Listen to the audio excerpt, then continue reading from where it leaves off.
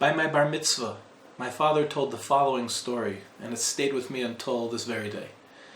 My father's father came to Shul on Yom Kippur, and he had bought himself a brand new white flowing tallis, very long, and he felt very regal in it. He went out of the shul for a couple of minutes, take a break, and upon his return, he was very upset to see that his tallis had been taken, and he didn't know where it was. He asked around if anyone had seen, and there was an old man that was wearing a tallis, one of those folded over talisim upon his shoulders, certainly a raggedy tallis, nothing like my grandfather had owned. And he pointed and he said, "I think that person might have taken it accidentally." And my grandfather went and retrieved his tallis. But he noticed that this elderly man, the way he wore his tallis was with such pride and such dignity, even though it was really a pretty old tallis. And so he asked him, "Is there a story to this tallis?" And the man smiled and he told him the following story. When he was liberated by the Americans from the concentration camps, he was offered a choice, food or a tallis. And there wasn't enough food to go around for everybody, so you had to make a choice. And the man was no longer an observant Jew, but he said to himself, "Food I've gone without for so many years. Another day won't make a difference." And so he chose the tallis. The next day when he woke up, half the camp was dead because their body was incapable of processing the food, the very rich meat that the Americans had given them. Whereas those who had chosen talisim, they survived. And this was a story that my grandfather had told my father, and it was a story that my father told me.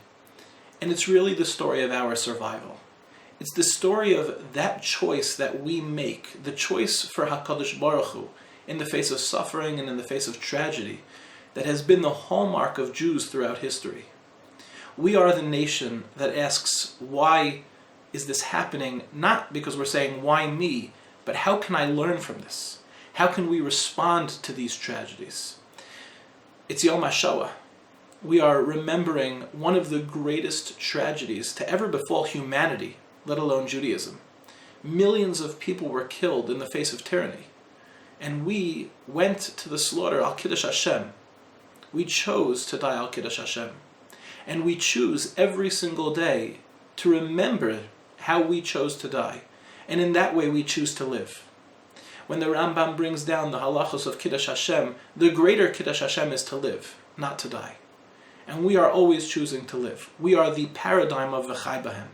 We are choosing to live a life that is for the Ribono Shel Olam. And as I reflect back upon this year, with all the tragedies that have befallen Klal Yisrael, whether it was the summer and the war, the Har Nov tragedy, the recent tragedy of those 7 karbanos that died in the fire, there have been so many tragedies to us, as a family, as a nation. And how we respond, how we choose to survive, those choices that we make, that's what makes all the difference.